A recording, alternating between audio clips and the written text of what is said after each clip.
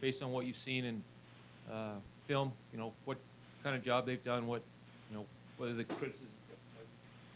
I can't speak to any criticism because I don't follow them until this week of the game. But I think the last game they played against Washington, I thought they played really well.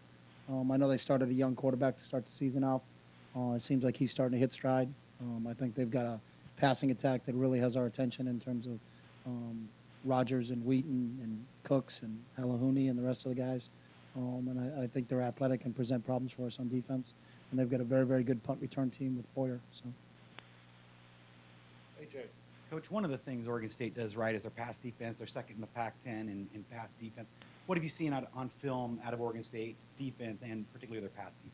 They generate a real good pass rush. Crichton and Wynn can really get after the quarterback. Two young guys that, are real athletic and present a challenge in terms of really closing down the edges in their pass rush. And they've got I really like their secondary, Lance Mitchell and Poyer and some of those guys, Reynolds, that can make some plays. So, they've got a system, since Mark Banker's been there, that I think they understand their system really well. And they've always been a team as the season progresses. They get better as the season progresses. Rick?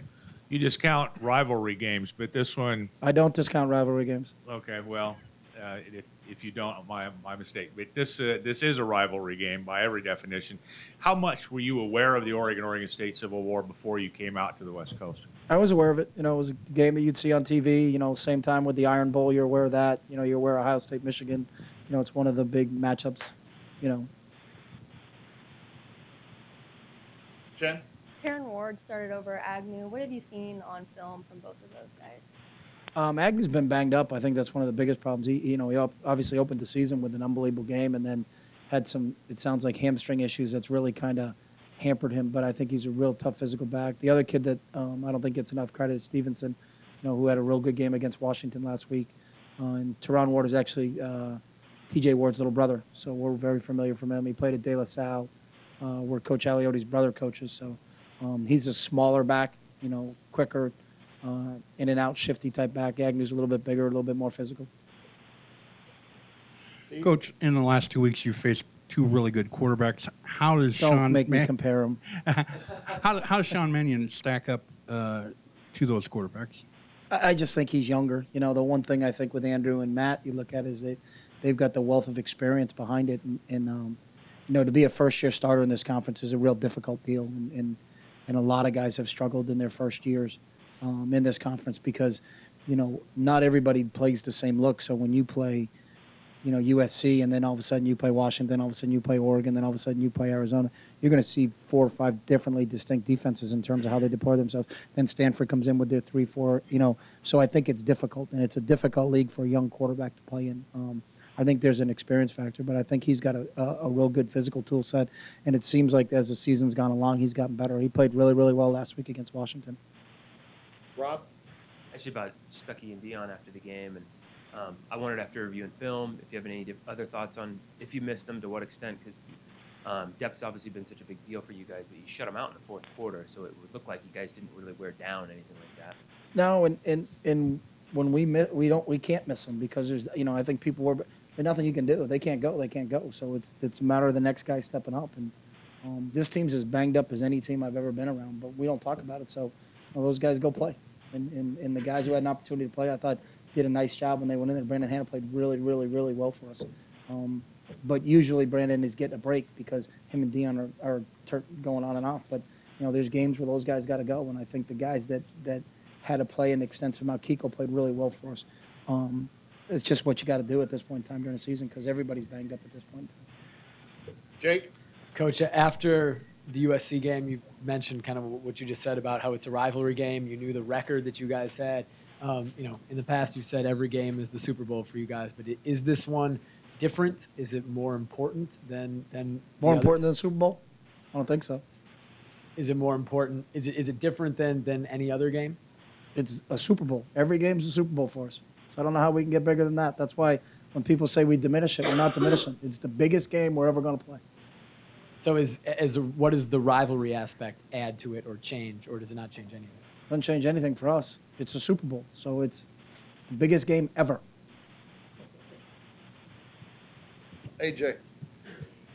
Coach, you've been around the players for a few days now, watched them practice a couple days since that loss. How would you say overall the team has responded to that loss on Saturday? They've responded well. You know, I told those guys at 9:30 when we were walking out of here at 10 o'clock on Sunday night, myself and Mark Helfrich, is I saw the "Feel Sorry for You" train leaving the parking lot, and none of our players were on it. So that was a good sign. And they came back to work and practiced real hard on Monday, and we had a real good practice again today. So.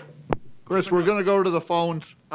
If I think they're fearless, first and foremost. They're fun. It's a real fun group to be around. You know, I think they have some unique personalities. We don't have many seniors, but the seniors that we have really kind of done a great job of keeping this group together and teaching them really what we call the Oregon way on how things are supposed to be done. And I think the younger group has matured rather quickly just because they've been forced to mature really quickly. But the two words that come to mind, you know, is fearless and fun. Coach, you on Saturday, getting back kind of the rivalry thing, you mentioned that when you got here, you were taught that you came to know what this game means to Oregon and to the state. And there's a lot of guys on your team that aren't from this state that similarly probably didn't know before they came what it meant. Do you have to teach them, or a guy like Nick Aliotti, does he have to kind of impart the importance of this game? How do they find out, I guess, how important this game is? Just the same point I just made from our guys in the program. Our players do the educating from that standpoint. And, you know, I think they've done a good job at this, you know, in terms of how important this game is. But usually, and no matter where I've been, when you're getting, you know, when you play in situations like this, it's the seniors that really should set the tone for how things are done and what the attitude is in terms of who you're playing that week. Who was it that taught you, or I guess, how did you figure out what it meant, this game? Jerry Allen. What did he say? We sat down. We got 3 or 4 books in my office. We studied it. I got a quiz on Friday, so I'm going to see how I do on it. Good luck. Operator, we're going back to the phones. Are there any questions waiting there? Please press. Thankful for this holiday season, and what are the plans for the team on Thursday?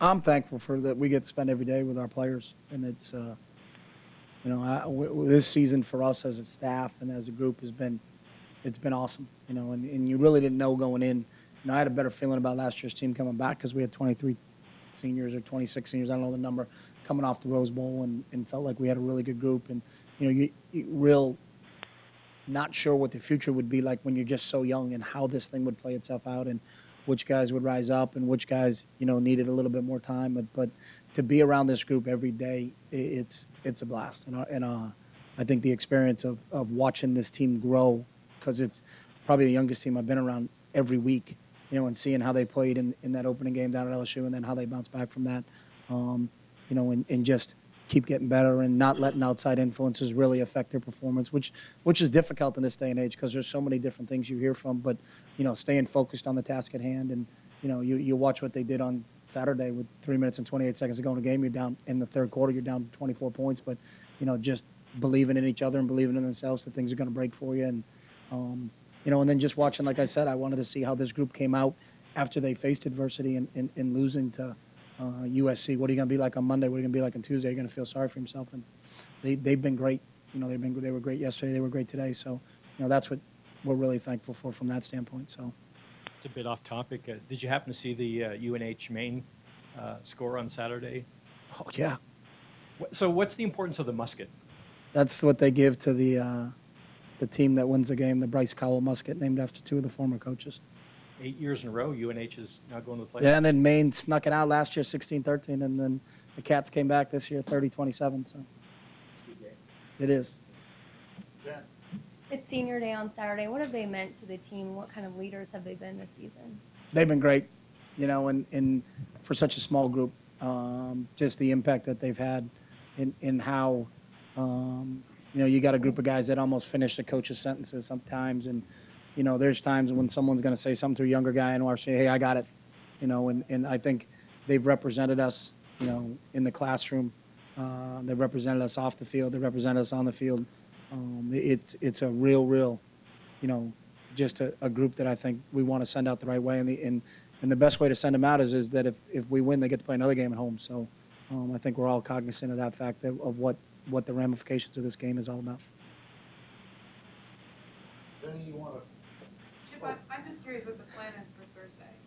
What's Where that? You guys start, you practice in the morning. We'll practice in the morning, and then usually we come back for night meetings because kids have class. But we'll have meetings at 1 o'clock, I think, and then they'll be done at 2 o'clock so they can have Thanksgiving meal. Do you have any guys, any local guys going home just for the day and coming back? I mean, you'd have to ask them. I don't know what they're gonna do. We're back for Friday morning, so. Is that it? Thank you. Thanks.